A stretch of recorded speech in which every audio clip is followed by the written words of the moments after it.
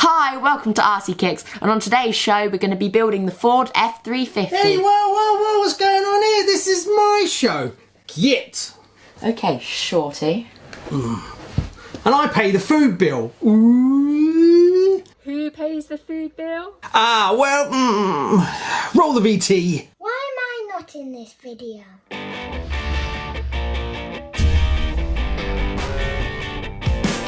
Incoming message. Well, I guess you know we're going to build the Ford F350 on today's show. But before we start, well, I've laid everything out already, so we're ready to go. I just want to say a massive thank you to EuroRC for sponsoring this video. If you haven't seen the unboxing for this, I'll put a link up here. Also, if you're looking to pick up some RC goodies, go check EuroRC out, link below. Also, there's a 5% discount code you can get in the description, and I'll put that below. I think it's Kicks5, I think it is. Right, let's lay everything out and crack on and get this beauty built. Building the gearbox was one of the things I was really looking forward to. I've never built a 3-speed transmission before, so it was a whole new territory for me. I didn't find it that difficult. I found that you just got to pay a lot of attention to the steps to make sure you don't miss out anything.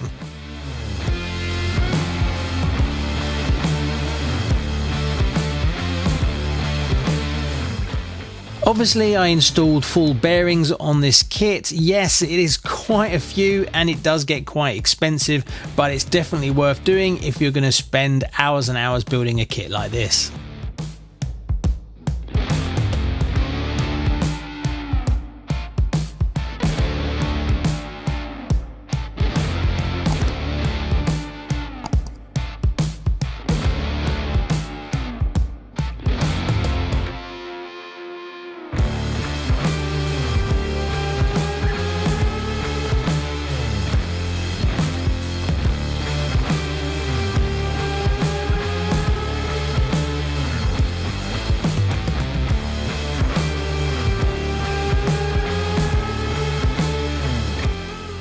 The first mistake I made was on step 3. I was supposed to install S1, but for some weird reason there is another version in the kit and I fitted the wrong one. The way I could tell it was wrong was the BA9 2mm nuts didn't really fit into the S1 part.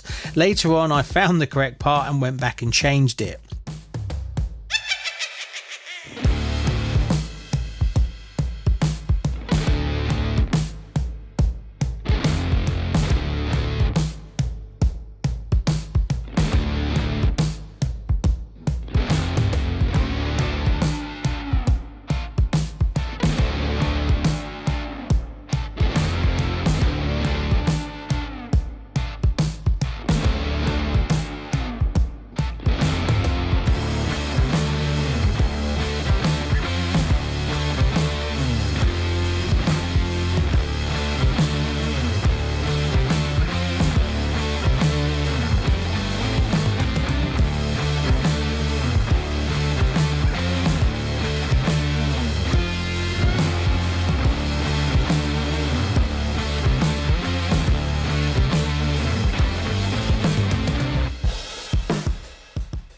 Now, another mistake I made was in step 5. I left out the A5 part when I was putting the sides on the gearbox. Not sure why I left it out, I just completely missed it.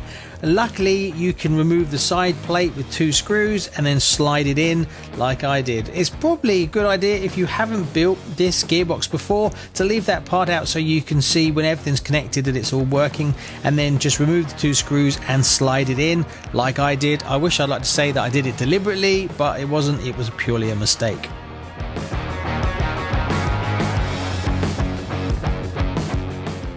In step 6, another thing that caught me out was the S2 parts that hold the bearings in place.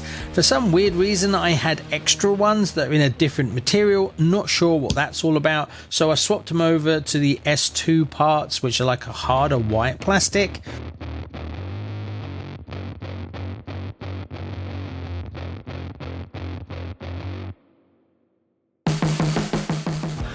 On step 7, when building the slipper clutch, it recommends that you tighten it all the way and then back it off 2 full turns.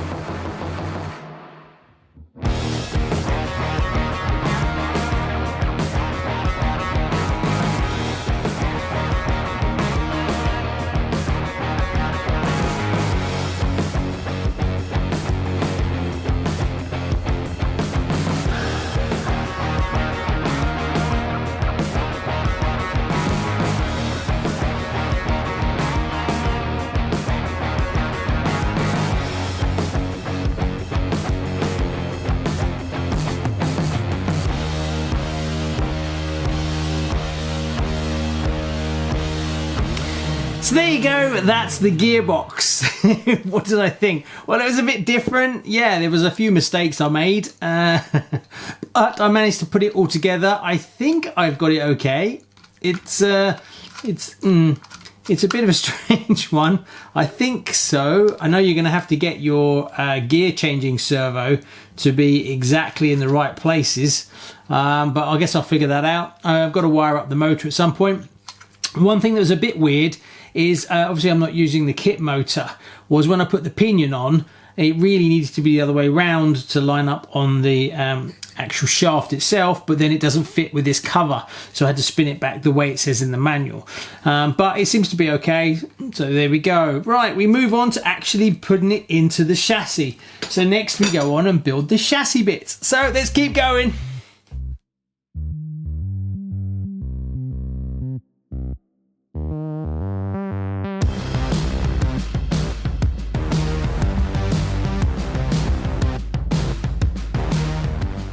In step 9, when you're fitting part E2, make sure you get it the right way round. There is a little tiny diagram at the bottom right hand corner of section 9, as I fitted mine the wrong way round, so you just had to take all the screws out, turn it round. There is 2 little bits that stick out, they need to face away from the gearbox.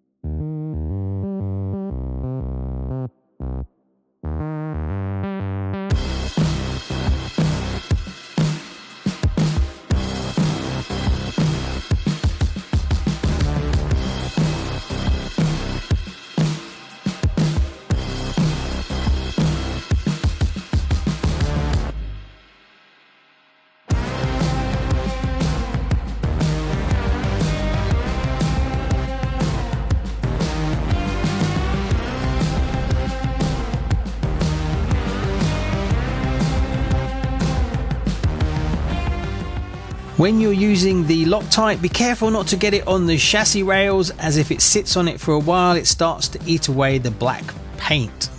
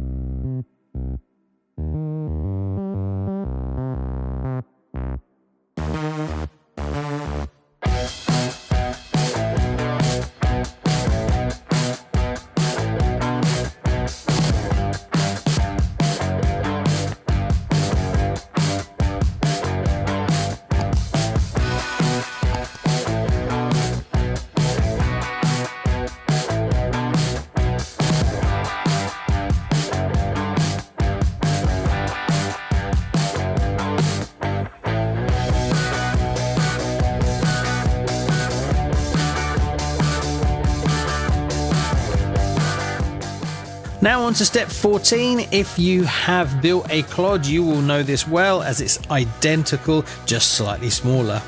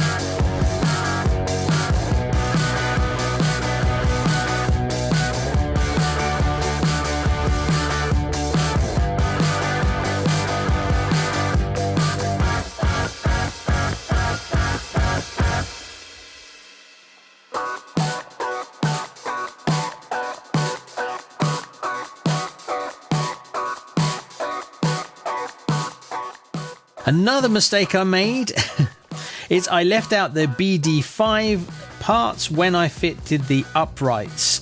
I put the BD4 screws in, but I forgot to put the sleeves in for the BD5, so I had to go back and do that as well.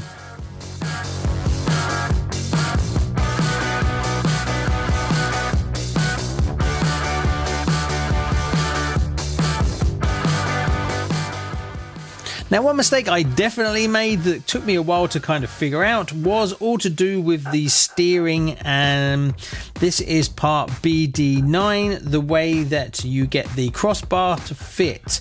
I thought you put the balls, which are BD2, in, and then you just press fit them on like you kind of do on most buggies and cars. That's not the case. Make sure you use the correct eye holes because it has to slide over the BD6 part, then you fit the BD2 ball part on top. So it's not what you'd normally expect. The way that I figured this out was when I connected everything together, the steering was hitting the leaf spring suspension.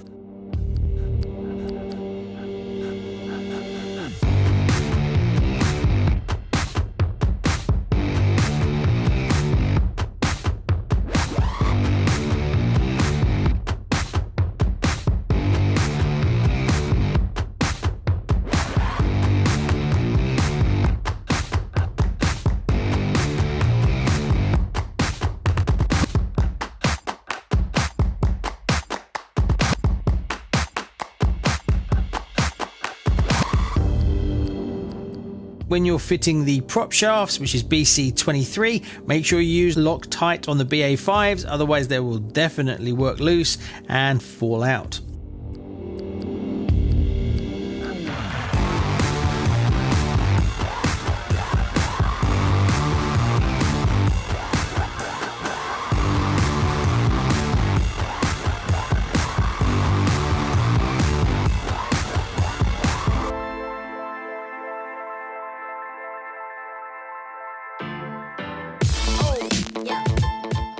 Now in step 22, when you build the dampers, I personally left out the BE6 springs as I found the suspension to be too stiff.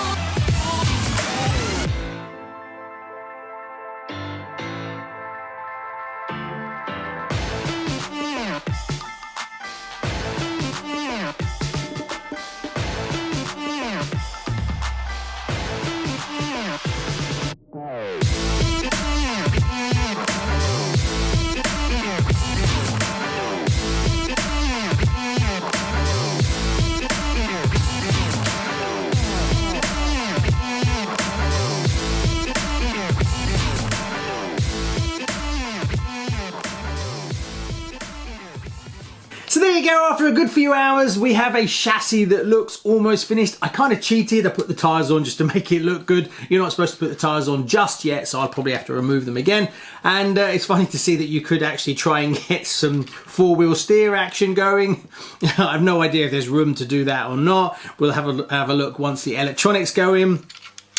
What did I think of it? Well, it does take a bit more effort, this one. I think this one sits perfectly between a truck and a clod. It's very much clod-like, especially along the fixed axles, obviously because they're pretty much exactly the same as a monster truck.